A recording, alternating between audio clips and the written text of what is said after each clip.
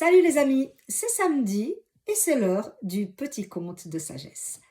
Aujourd'hui, je vais vous parler d'un samouraï, un grand samouraï qui était connu à travers tout l'Empire. L'empereur en personne lui avait octroyé une belle retraite, bien méritée pour sa bravoure. Alors, le samouraï aurait dû profiter de sa retraite et puis il aurait dû avoir l'esprit et le cœur apaisés, mais pas du tout. Il sentait la mort approcher et du coup il se posait une grave question. Comment allait-il faire pour distinguer la porte de l'enfer de celle du paradis? Et cette question le préoccupait vraiment beaucoup, beaucoup, beaucoup. Et ça a fini par lui causer des angoisses terribles et il a perdu le sommeil. Alors comme il dormait plus, il a commencé à être grincheux et agressif et très désagréable pour tout son entourage. Un jour, une voisine lui dit: «Écoute, va voir maître Zen sur l'île du Milieu, il pourra sûrement t'aider.» Le grand samouraï se rend en direction de la berge pour aller voir le maître Zen. Et puis il est sur la berge, il regarde au loin la petite île du milieu, puis il appelle: «Maître Zen, viens me chercher, maître Zen, j'ai à te parler.» Il appelle, longtemps, longtemps, longtemps. Personne ne répond. Il perd patience et il commence sérieusement à s'énerver. Alors quand tout à coup il voit arriver une petite barque avec un pêcheur, il se met à lui hurler dessus et à lui ordonner: «Viens, je dois aller chez le maître Zen, là-bas sur l'île du milieu, dépêche-toi, emmène-moi là-bas.»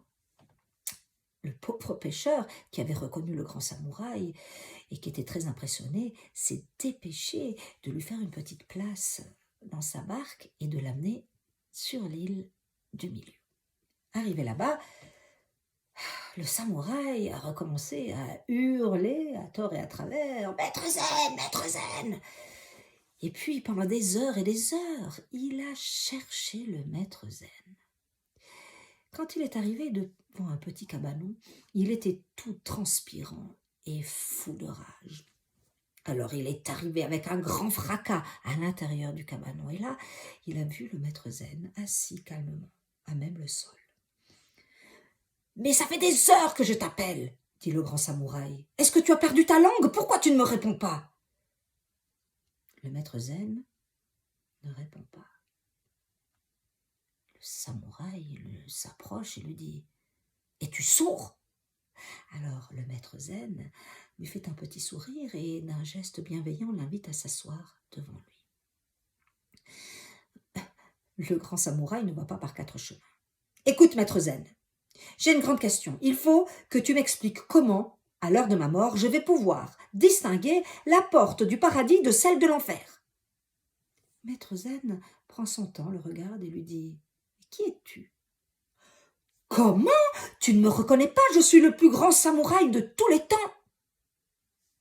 Je ne crois pas, non, tu m'as plutôt l'air d'être un vagabond.»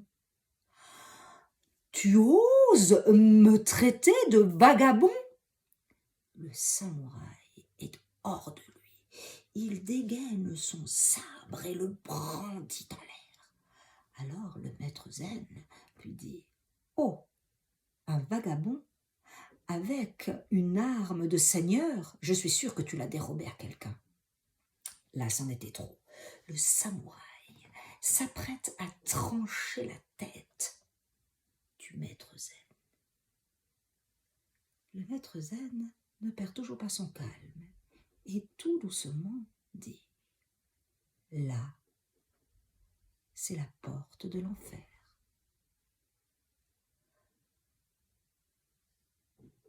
Le samouraï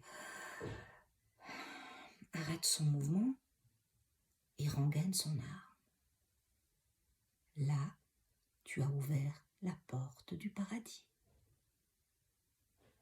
Un peu honteux, le samouraï s'incline respectueusement devant le maître Zen et puis il retourne sur la berge. Cette fois, il attend avec patience la venue du pêcheur et lui demande gentiment de le ramener de l'autre côté, puis il lui donne une pièce d'or pour le remercier. Et depuis ce jour-là, on peut trouver le grand samouraï chez lui, l'esprit et le cœur apaisés. Les amis, bon week-end, faites gaffe à ce que vous dites et à ce que vous faites. À la semaine prochaine!